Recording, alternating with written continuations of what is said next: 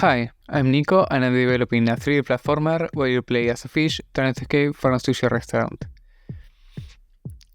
For this devlog, as said, I will work on the state machine and the protagonist's animation. What is a state machine, you ask? To put it simple, a state machine defines the character's behavior at different times. The character delegates its actions to the machine, and the machine manages switching between states. These states could be jumping, falling, or swimming, for example.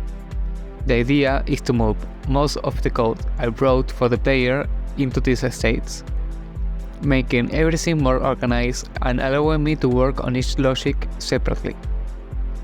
Each state will contain the logic for what it can do, how it does it, and how it transitions to another state. I won't go into too much detail because this isn't a technical video or a tutorial. Also, I think the animation work will be technically the easiest, so let's start there. With my character already rigged, I will start bending its body to make it wobble up and down. Honestly, I have no idea what I'm doing, and I don't just mean using the tools, but also how the moving should look. I will go with the trial and error route until it works. So let's see how this monstrosity looks in game.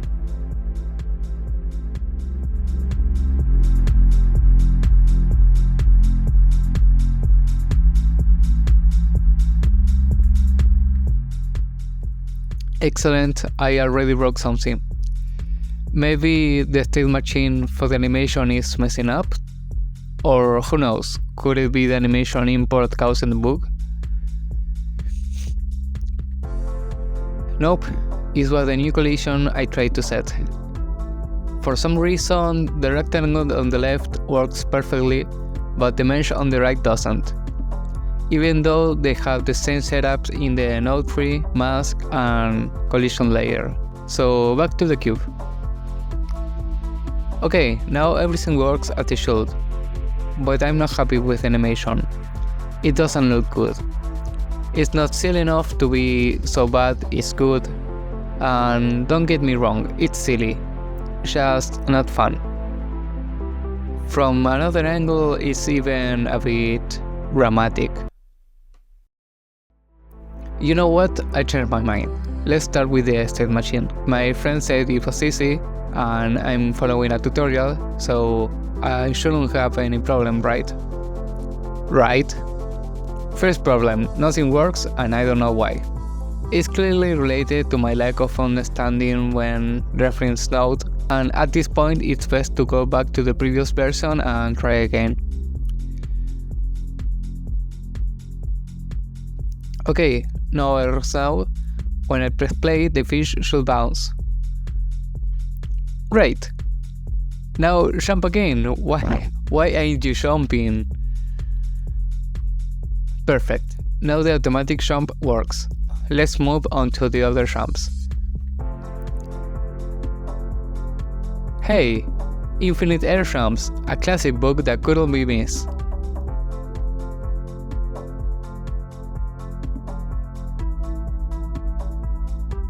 Fixed, let's keep going.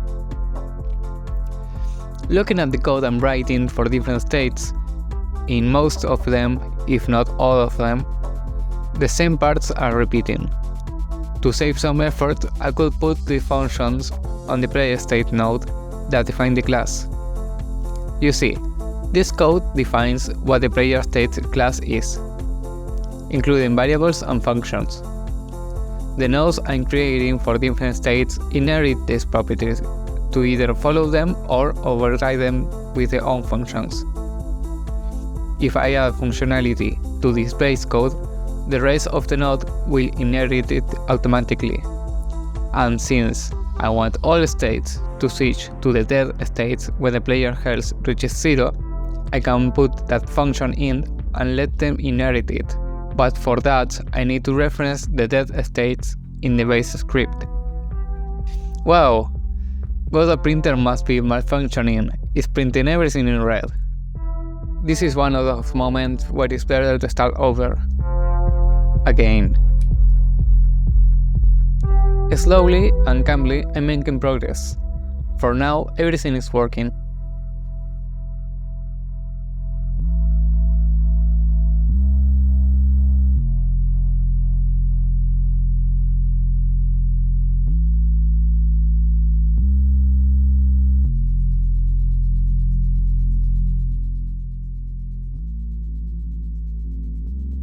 Okay, my old friend only jumps once. Will it be fixed if I change the order of this? No. I'm gonna remove the function to switch from the final state from the base node and instead integrate it into each state node. Now it works, but it doesn't get stunned anymore. It seems like I can't manage a state change yet for the main class. But the test state works. Could it be that it only works if I don't override the function, meaning it doesn't work from the super? Another issue is that the characters no longer get pushed when hit. I think I need a new state different from dash, specifically for when it's hit, which will be knockback. As you can see, I base it on the dash function, but knockback is now an independent function with its own timer and force, and it works fine. When I get hit, I get knocked back towards the camera and then stunned. I fixed it so much that this bug disappeared, which is a shame because it was hilarious to be traveled such a long distance if you managed to get killed by a combo. I even think it could be a valid mechanic to design the levers around. But I can't waste my time now trying to implement something so specific when I still haven't finished what I set up to do. Nah, it's too fun to resist, and I managed to solve it in a really simple way. When you enter knockback, the combo variable gets activated. If you enter knockback again and the variable is true, it increases the knockback force to 60. Now that I think about it, it's better to multiply the original force by a combo modifier. A 1-second timer resets the combo variable to false when the time is up. It's not exactly the same, but the essence of the mechanic remains, and it's no longer a bug, now it's a mechanic. I thought I had solved the infinite jumps, but this is now more specific. I have unlimited high jumps, but only after falling for being hit. Even stranger, I suspect the problem was with the jump buffer area colliding with the player itself. When I reduced the collision size so they don't longer overlap, it got fixed.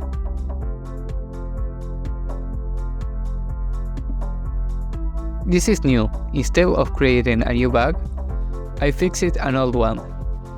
Previously, when you were aiming to shoot and got hit, or when you ran out of water to shoot, you will exit the aiming state, but the line will still be visible. Now, thanks to the exit function in the state, the line will always disappear when exiting the aiming state, no matter why. Shall this count this as problems 10, solutions 1, solutions 2? Since I fixed one bug and incorporated it back as a mechanic? I found a way to cheat death, and counterintuitively, the way is taking more damage. You see, to access the knockback, stunned, and on water states, I resolve it by forcing the state machine to change state from specific actions, like when the squid hits you, you take damage, or your area collides with the water groups. This means I don't have to program the state change in each state, but it also means I can switch to the state from the death state.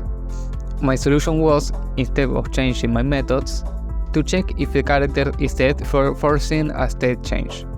And this is a condition I need to keep in mind every time I want to force new states from other actions. And with that done, everything is ready, except for the animations.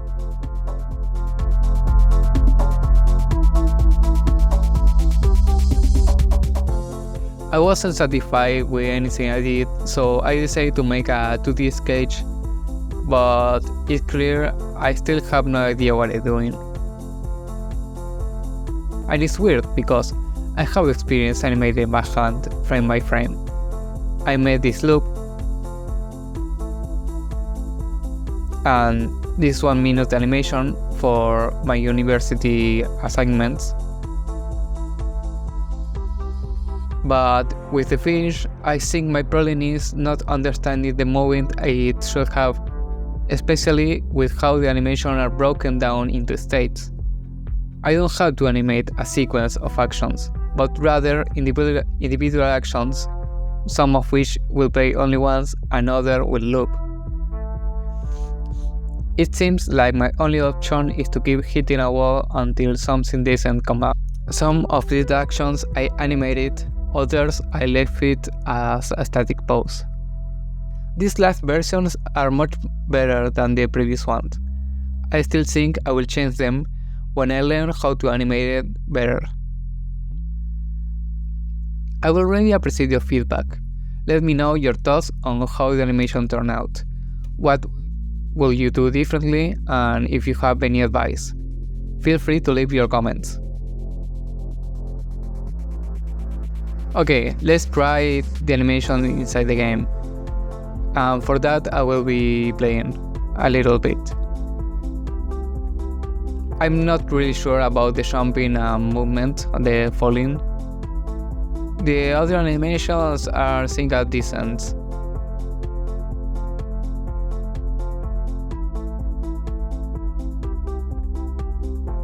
Okay, I get pushed back and stunned.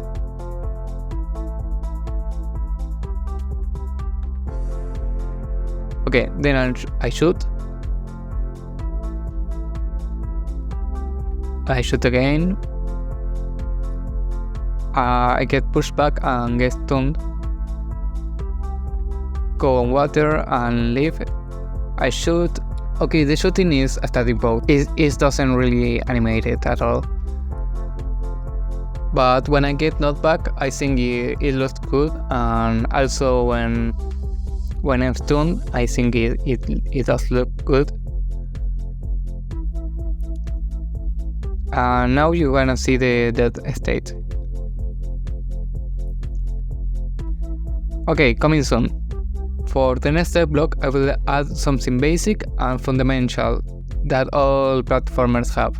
Something I didn't work so far, and that's it, the platforms. So I will be trying different challenges that we could surpass, and I will promise to add color too. It's something I didn't do yet because a technical issue with Godot.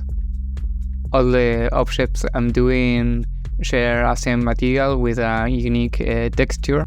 So I noticed that the Godot import creates a lot of files with the same settings, and it's an issue I don't know how to solve yet, but I don't want you to keep looking at the same assets without color, so I will have them. Yeah. So yeah, please leave your comments about the animations. What do you think it could be better? And if it's something with the timing, if it's the movement. So yeah, see you in the next Devlog. Thank you for watching. Don't forget to like and subscribe too. And have a nice week. See ya.